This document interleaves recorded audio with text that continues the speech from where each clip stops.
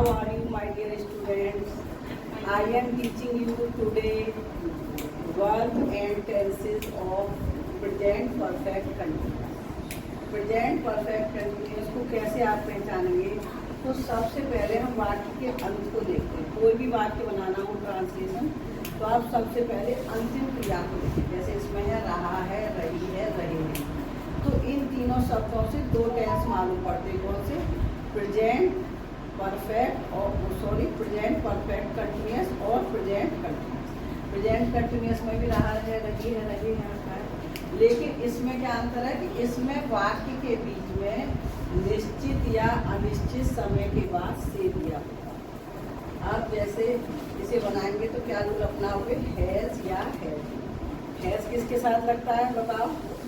एक वचन। और हैव किसके साथ लगता है? आई और बहुवचन। बीन फर्स्ट फॉर्म में ING, object, complement, since for time. तो देखो इसमें ये तीनों चीजें उसी क्रम में, ऑब्जेक्ट, कॉम्प्लीमेंट, टाइम। केवल क्या बढ़ जाता है इसमें? सिंस और फॉर।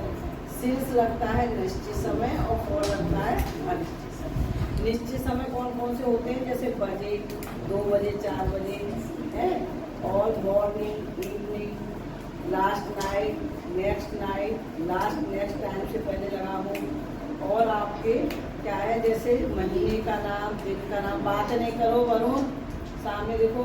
महीने का नाम, दिन का नाम, सब ये सब होते हैं निश्चित। और दिन, महीने, तिथि है, इन सब की अगर संख्या दी हो, जैसे 2 वर्ष, 2 माह, 2 दिन, 2 घंटे, तो वो सब होगा आपका अनिश्चित समय। 2 से मतलब ये संख्या कोई भी हो सकती है, जैसे 3 माह, 6 दिन, इस तरह से। अब यहाँ ध्यान दें रूल में एग्जाम्पल, तुम सुबह से पत्र पढ़ रहे हो। अब बोर्ड की तरफ ध्यान दो, बोलो नहीं बेटा कि तुम सुबह से पत्र पढ़ रहे हो। अगर सुबह से हटा दो तो ये वाक्य आपका प्रेजेंट कंटिन्यूअस है। जैसे तुम पत्र पढ़ रहे हो तो you are reading a letter. लेकिन तुम सुबह से शब्द होने से ये आपका बन गया प्रेजेंट परफेक्ट कंटिन्यूअस। तो you have been reading a letter since morning. अब देखो नेगेटिव में कोई अंतर नहीं है, सभी नियम ऐसा ही रहेगा, बस हैज हैव के बाद नॉट। तो देखो वे 2 घंटे से पार्क में नहीं टहल रहे, तो they have not been walking in the park for 2 hours. Next interrogative 2 तरह के होते हैं, ध्यान दो सामने बोर्ड की तरफ। एक तो क्या से शुरू में क्या आती है? Helping verb. जैसे तो फिर क्या करेंगे? सब्जेक्ट से पहले हैज है। इनमें क्या की कोई अंग्रेजी नहीं होती है बच्चों। हैज है सब्जेक्ट, बोर्ड की तरफ देखें, नॉट फर्स्ट फॉर्म में ING, object, complement, since for time. जैसे क्या सूरज 2 दिन से नहीं चमक रहा है, तो has the sun not been shining for अब 2 दिन कैसा समय हो गया? निश्चित या अनिश्चित? अनिश्चित। अगर 2 बजे है तो निश्चित है, और 2 घंटे है या 2 दिन है तो 4 to days है ना, अनिश्चित है। अब अगर प्रश्नवाचक शब्द बीच में कोई भी टेंस हो, आपका present, indefinite, continuous, perfect, perfect, प्रश्नवाचक शब्द कहाँ था? सबसे पहले, उसके बाद सब्जेक्ट के अनुसार हेल्पिंग वर्ब। तो ये परफेक्ट कंटिन्यूअस टेंस है, तो इसमें सब्जेक्ट से पहले क्या आएगा? हैज। फिर अगर वाक्य क्या होता है? इंटेरोगेटिव प्लस नेगेटिव, मतलब प्रश्नवाचक भी है और बीच में नहीं है, तो सब्जेक्ट के बाद क्या प्रयोग करोगे? नॉट। फर्स्ट फॉर्म में आईएनजी, जगह नहीं थी इसलिए लिखा है, object, complement, since for time. वे अप्रैल से कहाँ रह रहे?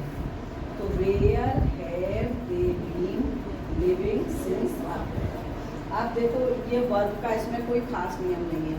वर्ब में इसमें क्या है ये, लेकिन आती है एग्जाम में बहुत ज़्यादा है।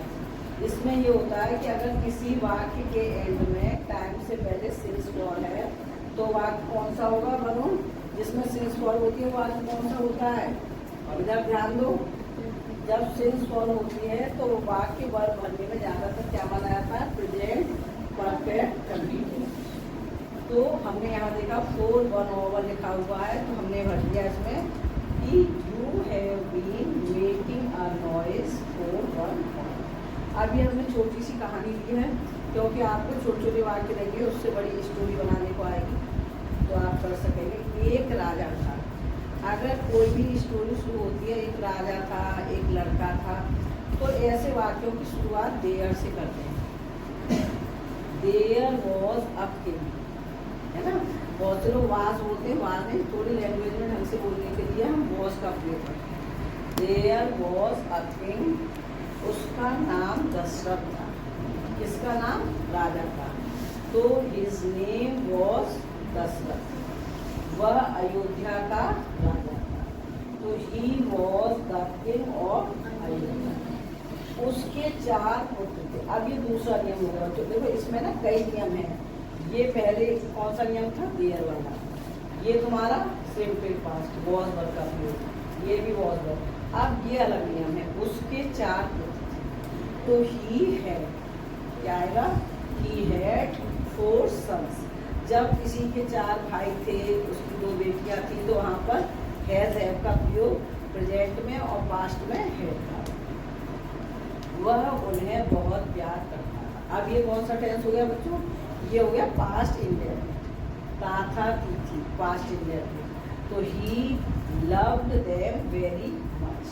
देखो जब किसी चीज में बहुत आता है क्रिया के लिए, तो क्रिया के बाद वेरी मच लगाया जाता है। अब मैं मंगलवार से कहानी कह रहा हूँ, वॉइस बताएंगे।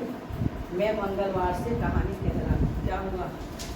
आई have been telling a story since Tuesday.